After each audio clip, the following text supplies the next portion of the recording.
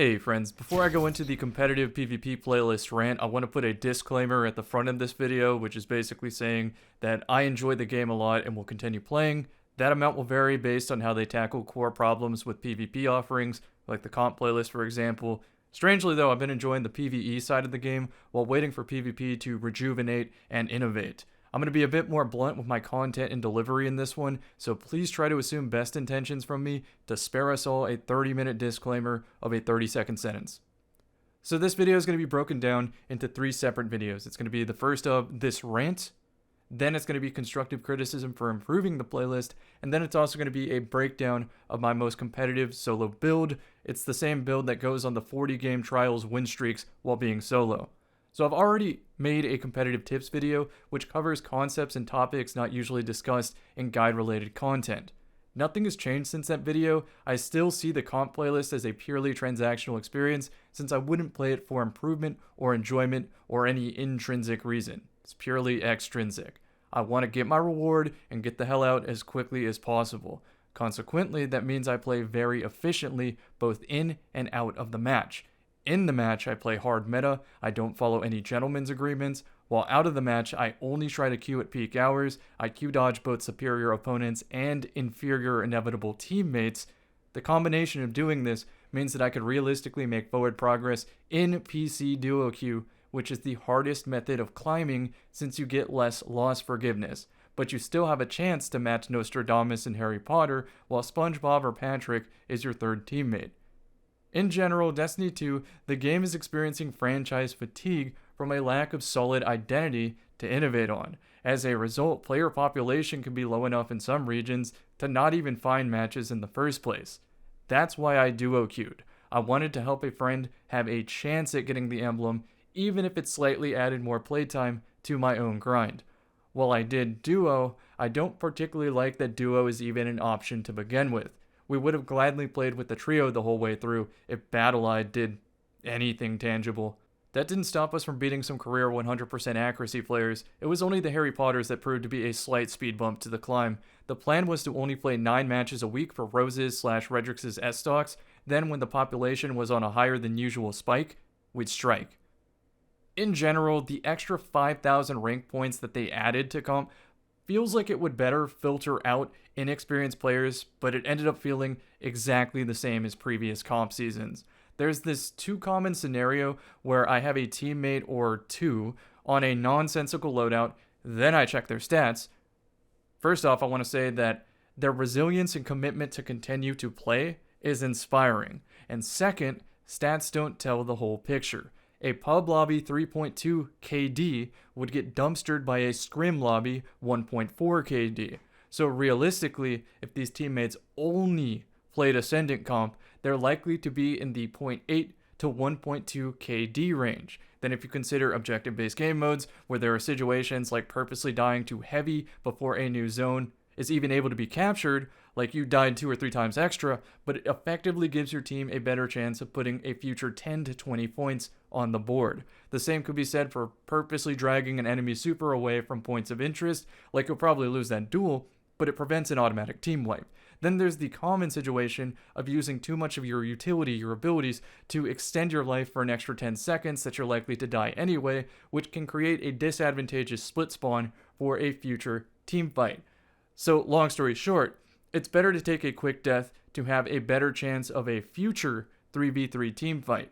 And if all of those scenarios happen in the exact same match, a career 3.0 player might drop a 0.7. But that doesn't necessarily mean that they played a bad objective match if it created more opportunities for high percent team plays.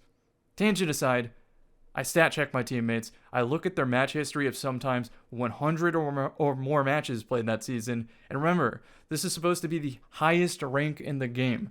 The point of a ranked playlist is to experience lobbies of a similar baseline. All I'm saying is that I see players way below a baseline where PvP basics are not basic. So I'll check their match history, and turns out they genuinely lose most of their matches. And the odd match that they do win, I see they have a career 100% accuracy flying around the map type player on their team.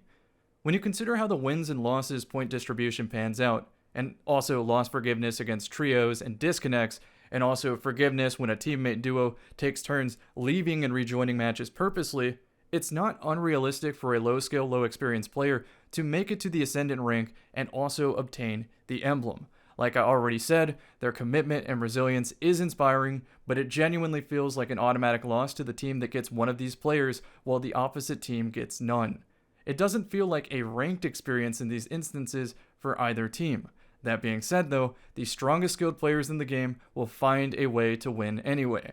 Their assumption is that there will always be a low experienced teammate or two, and they think, how can I win despite that? That's, in my opinion, one of the many qualities that separate the highest win rate players. Another significant quality is they subscribe to less scrub mentality than your average comp warrior. At the current moment, in the current balancing scheme of PvP, when playing to win, there is no moral or righteous loadout. Everything is a blue shell from Mario Kart. And I see it in in-game chat, I see it in Twitch stream chats, I see it in YouTube comments. These players draw an arbitrary line in the sand with what they're using, the way that they're playing. Basically, their way is the moral way, and everything else is cringe and slimy. Apparently, they think they can impose their ideal unwritten rules onto other players in a playlist where the explicit goal is to win. I have a very simple rule I follow for this. I'm not allowed to complain about what my opponent uses when I'm playing to win, because if I was playing to win, I should feel sorry for them having to play against me, especially if they don't want to. The highest win rate players are passionate, and they don't care if the opponent likes them. I've even had teammates that were former opponents be on my team the next game and then jump off the map to int, thinking it would make me mad or something. But joke's on them because I ended up winning those matches anyway.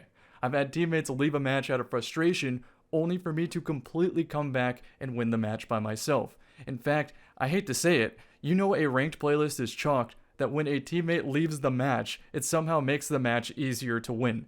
It takes so much self-control and ego defense to not immediately look these quitters up and then message them telling them, I won, I'm queuing now if you want to dodge me.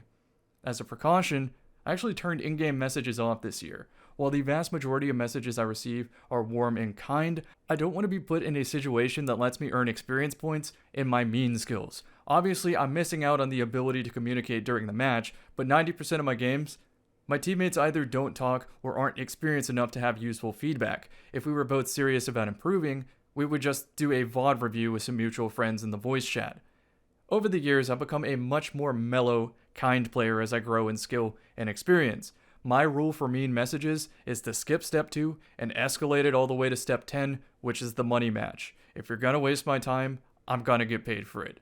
Not to say I'm absolutely perfect at responding to things that annoy me, but I'm getting so much better at minimizing bad moments to get back to the fun faster. So back on track. Scrub mentality loses you more matches than you realize. Take a look at the thumbnail of this video. When I'm playing to win, I literally have the one-man army perk from Call of Duty 4. I swap my loadout more in PvP than I do in a PvE speedrun. It's so at a hand that I have entire weapon sets for different maps, modes, and stages of the match. I have my recent items in my vault organized in a way that I can quickly get to the items that I can't fit in my player inventory, such as Hawkmoon to deal with Wells of Radiance. Every time I bring up the subject of loadout swapping, the comment section always jumps to the conclusion that the only possible solution is lock loadouts. And because they dislike lock loadouts in a competitive setting built for teams, they automatically are very combative and mean. Lock loadouts are not the only solution. Weapon swapping is absolutely a problematic balancing oversight. I do feel for the devs though, because they can probably think of 20 different ways to solve weapon swapping, special ammo jousting, third-person abuse, movement jank, network jank, unreadable abilities, etc. But the identity of Destiny prevents them from applying it, because if they do, that junk food 1KD player, which is the biggest chunk of the PvP population by the way, might consider full-on quitting the game. My only counter to that reality is, isn't a competitive playlist supposed to be more engaging to take seriously, not less? Why can't a separate, better balanced sandbox exist in the same umbrella of the Crucible Director, where we have 6 different forms of the Mayhem playlist that are also housed? We have a Tanks vs. Briggs game mode out right now, and the only thing that surprises me about it is they also didn't give the Briggs a super ability. Yes, I'm aware that checkmate and hardware exist, but in my opinion, it's still not different enough to solve the balancing problems of the game. In either case, the possibility of special weapons and overly easy weapons/abilities punish curiosity too much when the radar is the way it is in game modes that discourage dynamic play. This is another hot topic where the comments jump to the conclusion that the only possible solution to this is a carbon copy of launch Destiny 2 Season 1.